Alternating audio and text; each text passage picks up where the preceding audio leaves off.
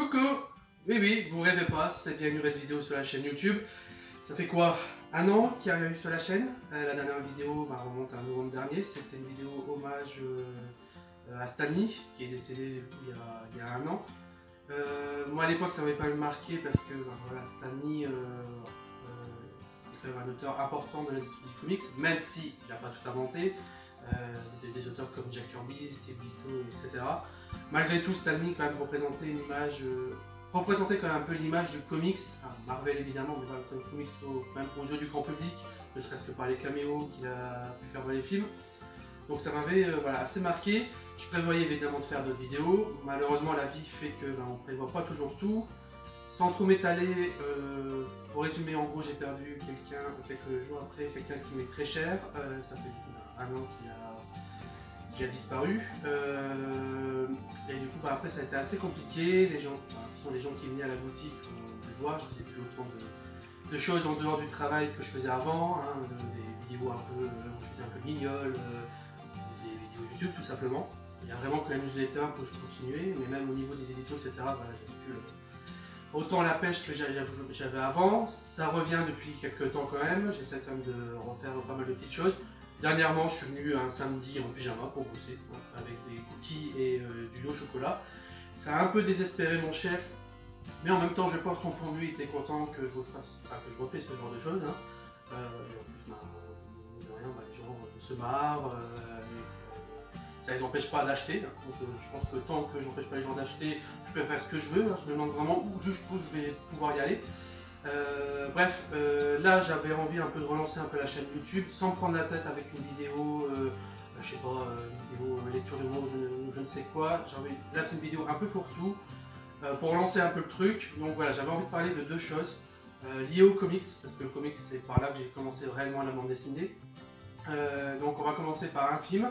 Alors sans grande surprise, on va parler du film Joker. Beaucoup de personnes sont venues à la boutique et on va profiter pour venir en parler. Mais ça c'est un peu régulier, ceux qui savent que j'aime beaucoup le comics, on parle régulièrement des séries qu'il peut y avoir, comme il y a eu dernièrement The Boys, des films Marvel. Et là dernièrement, pas mal de personnes m'ont demandé alors qu'est-ce que tu as pensé du Joker. Grosso modo, pour résumer, je ne vais pas révéler de choses importantes de l'histoire. Moi, j'ai assisté vraiment à un grand moment de cinéma avant même d'avoir vu un film de comics. Et contrairement à ce que j'ai pu lire à droite et à gauche, donc c'est pas un film de super-héros, hein, déjà. Surprise, le Joker, c'est un méchant. Là, moi, j'ai vraiment assisté à un grand moment de cinéma et j'ai pas le souvenir d'avoir ressenti ce que j'ai pu ressentir devant le Joker auparavant. Il y a eu le premier film Avengers où j'ai vraiment ressenti des frissons, mais c'était aussi complètement différent parce que le ton du film est beaucoup plus film dans Avengers. Mais ça m'avait fait quelque chose à l'époque aussi parce que la scène où on les voit en cercle vers la fin du film tous ensemble, je me dis waouh, ça y est, ils ont réussi quand même à faire la réunion des super-héros Marvel. Ça, il y a quelques années avant Avengers 1, on disait mais c'est pas possible. Et on peut penser ce qu'on veut de Marvel Studios, ils y sont arrivés. Et voilà, à l'époque, le premier Avengers c'était quand même assez dingue. Mais voilà, c'est très différent de ce que j'ai pu ressentir avec le Joker. J'étais pas très bien pendant pas mal de moments du film, même à la fin, c'est assez malaisant comme dans le film. Alors déjà deux choses, ne vous attendez pas à voir le Joker en tant que tel dans le petit de film, et ne vous attendez pas à voir 36 000 références à Batman. Et c'était un peu ça qui me faisait peur au départ, parce que le but du film c'était de présenter le personnage du Joker sans énormément lié à l'univers de Batman, à Batman en tant que tel. Ce qui est quand même assez casse-gueule parce que on dit souvent que voilà, Batman et le Joker sont les deux côtés d'une même pièce. C'est un peu le propos qu'on trouve dans le comics Killing Joke, que je dois avoir quelque part, qui est ici, scénarisé par Alan Moore et dessiné par Brian Bolland. En gros, là, grosso modo, les auteurs nous expliquent que les deux personnages ont vécu une mauvaise journée. Le Joker, dans cette version-là, il y a des choses qui sont passées qui l'ont complètement plongé dans la folie. Et Batman, il a perdu ses parents, et par contre lui il est devenu un justicier. Et le Joker va un peu prouver que quelqu'un qui vivrait une mauvaise journée comme lui, toute personne saine d'esprit, plongerait dans la folie. Et c'est le propos un peu du bouquin dont s'inspire un petit peu le film, mais très légèrement, hein, c'est pas une adaptation propre de Killing Joke, parce que là on suit Arthur Fleck. Alors déjà, premier petit changement, voilà, il y a une identité qui est donnée au Joker avant qu'il soit Joker. Ce qui peut poser un peu problème au départ en se demandant, on se dit, mais quand même le Joker, par définition, il n'est pas, voilà, c'est personne. Voilà, on ne sait pas qui il est, il a plusieurs origines. Là, donc In Jokes, ils ont fait une origine, mais il y a eu des dizaines d'origines du Joker dans les comics. Dans la trilogie de Christopher Nolan, le Joker évoque un peu son passé, et je crois qu'il y a 2 ou 3 versions différentes. Bref, voilà, le Joker n'a pas une origine fixe. Ils ont tenté, enfin, alors que, voilà, au début du film Joker, voilà, non, voilà, ça s'appelle Arthur Fleck, il a une armure, etc. Donc ça peut faire un peu peur à ceux qui adorent le personnage, mais sans rien en dévoiler, l'évolution de cet aspect est vraiment très bien foutue. Donc voilà, donc c'est un des points positifs du film. Donc grosso modo l'histoire, on suit donc un gars lambda banal qui grosso modo fait une merde, qui a une maman qui a des soucis psychologiques, lui-même en souffre, il a notamment un rire qu'il a du mal à contrôler. Et du coup voilà, on va le suivre dans cette vie-là où il essaie un peu de s'en sortir, c'est très compliqué, et on va le suivre pendant une journée qui va encore plus mal se passer, et qui fait que voilà, ça compliqué à comprendre parce qu'on voit vraiment l'annonce, qu'il va devenir du coup progressivement le fameux Joker, le clown prince du crime, et accepter voilà, complètement finalement ce qu'il a au fond de lui. C'est assez hallucinant ce qu'ils ont réussi à faire. Moi je l'ai vu en VO, donc l'interprète principal du Joker c'est Joaquin Phoenix. On présente plus, c'est un grand acteur, moi je l'ai vu dans quelques films mais pas énormément. Et là c'est dingue la performance qu'il a pu réaliser. Son rire, il a un rire mais ça glace le sang, on sent que le personnage en souffre et c'est glaçant. Tout le casting est assez dingue, mais évidemment voilà, lui toute l'histoire est vue à travers lui, à travers son esprit un peu malade, et c'est impressionnant le jeu qu'il a, voilà, c'est juste dingue. Et même au niveau des images, enfin, il y a des scènes, vous avez dû voir un peu sur internet, tout le monde, pas mal de gens dans le Bronx font la fameuse scène sur l'escalier où ils dansent. Enfin, cette scène-là elle est assez dingue. L'acteur a perdu pas mal de poids, assez maigre, et malgré tout il dégage une puissance et une classe folle, c'est peut-être de le dire. Donc après il y a d'autres acteurs qui sont vraiment très bons comme Robert De Niro, etc.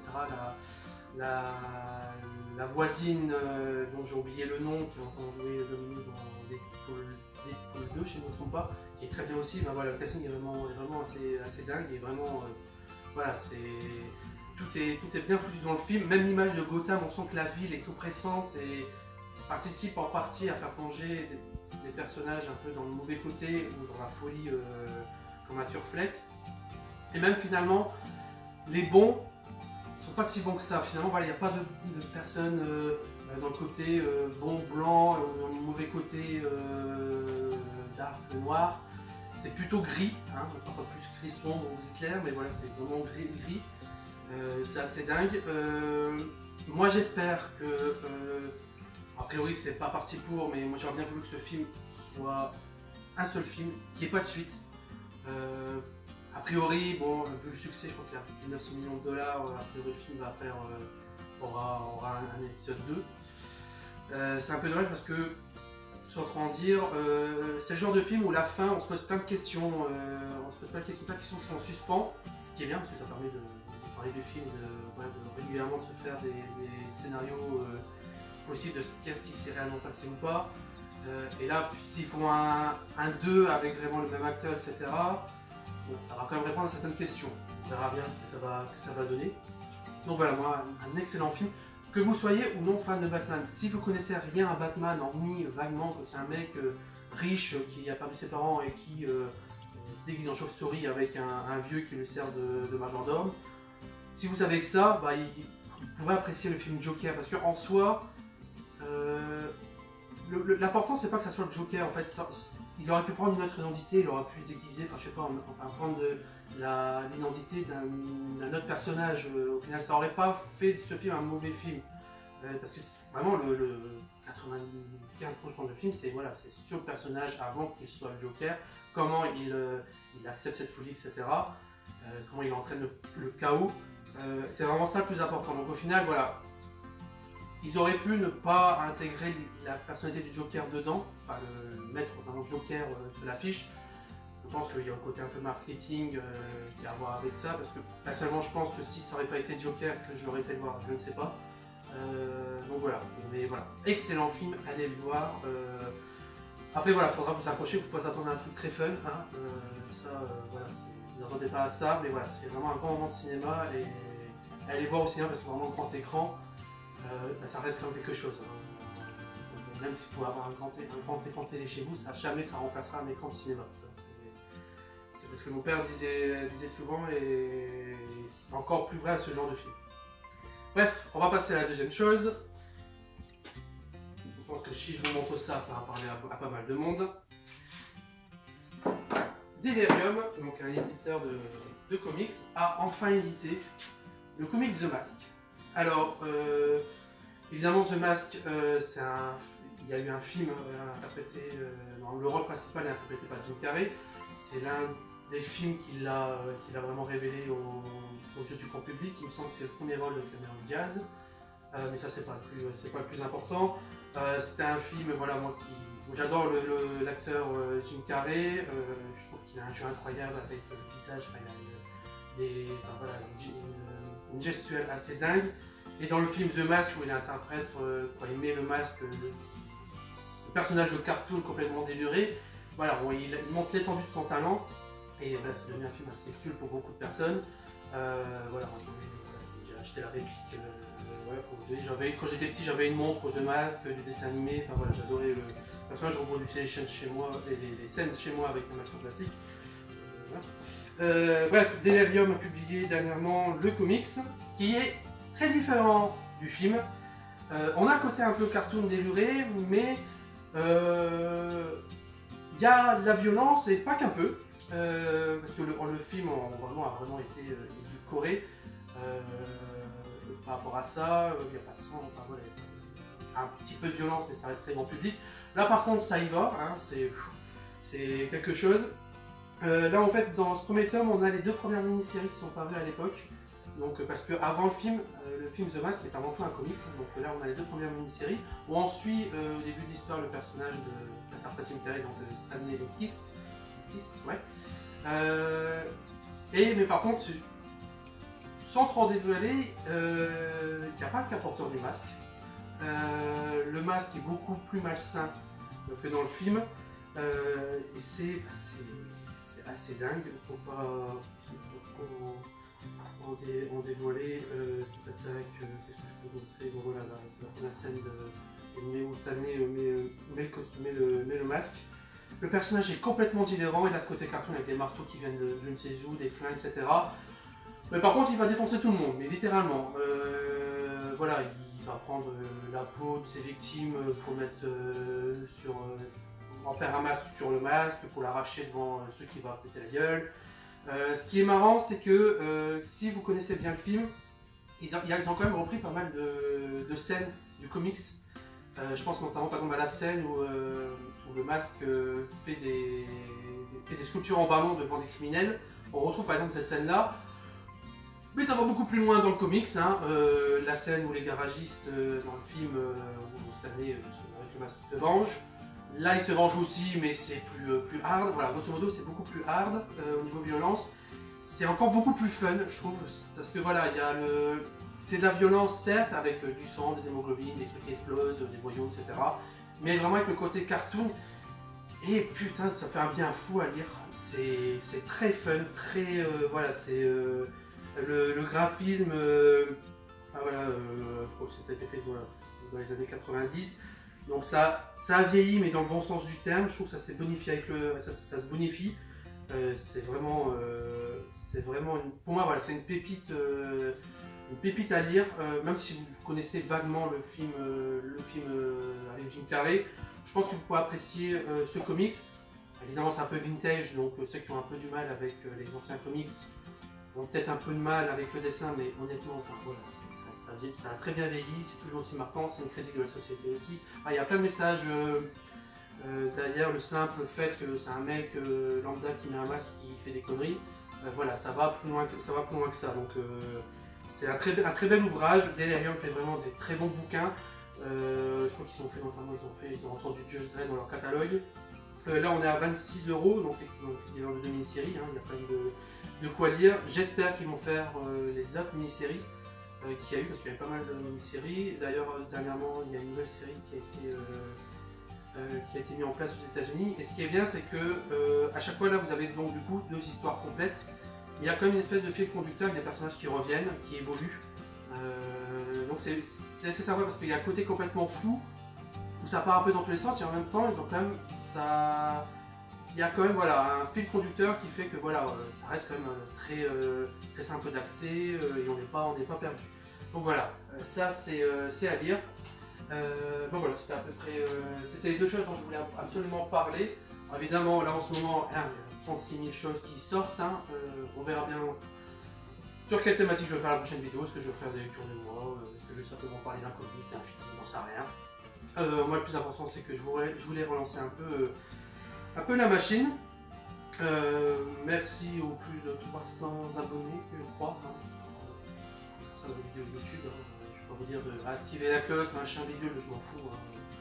Je fais pas ça pour la tutune, il n'y a aucune vidéo qui est monétisée, hein. Je m'en fous. Hein. 300 abonnés c'est bien, moi les gens m'en parlent à la boutique, c'est très bien. Moi je vois ça comme un autre moyen de, entre guillemets, de promouvoir, enfin, parler un peu de la boutique, du métier, des nouveautés qui sortent, etc. Et d'ailleurs, tiens, j'y pense, ouais, aussi, quand je parle de choses, si ça peut permettre de voir des choses, de lire des choses qui vous plaisent, c'est bien aussi.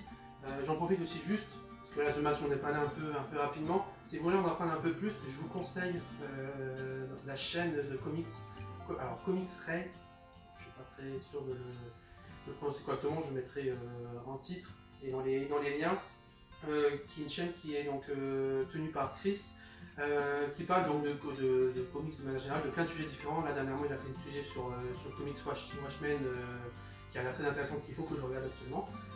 Et il a fait une vidéo sur le masque il y a pas mal de temps déjà, et c'est toujours passionnant ce qu'il fait, c'est très recherché. Moi il me fait un peu penser parfois à Xavier Fournier, l'ancien, qui était entre autres rédacteur en chef de Comic Box, qui a une culture du comics assez dingue et qui la partage, essaie de la partager sur plein de supports possibles, hein, les interviews qu'il fait, les bouquins qu'il écrit, etc. Et je sais pas, Comics Ray, je vois un peu ce côté-là, vraiment recherche de sujets qui vont pas forcément parler à tout le monde, c'est pas des sujets toujours grand public, etc. Lui-même le dit, hein, mais voilà, il ne fait pas pour les vues, etc. Et il y a d'autres chaînes comics qui parlent de sujets plus grand public, c'est pas pour autant qu'elles sont mauvaises, hein, loin de là. Vous prenez la chaîne Marvel, qui est très bien aussi, le gars on le sent investi, passionné, etc. Ça fait plaisir à voir. C'est encore un autre type de vidéo. Il y a le Commis des comics que je vous conseille aussi, qui fait tous les mercredis le journal des comics, vous pouvez revenir sur les news de la semaine, qui est excellent aussi. Donc voilà, donc ces trois chaînes, trois façons d'aborder les comics. Ces trois façons complémentaires qui sont vraiment bien foutues. Allez les voir. Hein. Moi j'y suis régulièrement. Bref, voilà, c'était à peu près tout. Hein. Bon, voilà, au niveau une partie, la prochaine vidéo sera peut-être dans mon garage, dans les chiottes, à la boutique, je sais pas. Hein. Là, j'avais envie de la faire ici. Hein. C'était pas pour me la péter avec ma collection de BD et finalement me rendre compte, mais en fait, il y a encore plein de place. Hein. En fait, au fond de moi, je voulais faire cette vidéo pour vous présenter mon Dragozord, hein, que je viens de recevoir d'un Power Rangers. Hein. C'est le Megazord, enfin le Dragozord du Ranger vert. Il est beau. Je peux le mettre là. De toute façon, ma compagne n'a pas eu le choix. Il est trop beau. Bref. Voilà, c'était tout ce que j'avais à dire. Je vous dis à bientôt à la boutique, sur Facebook, vidéo YouTube. Et c'était quoi déjà ce que je faisais déjà à la fin? Ah oui. Bonne lecture.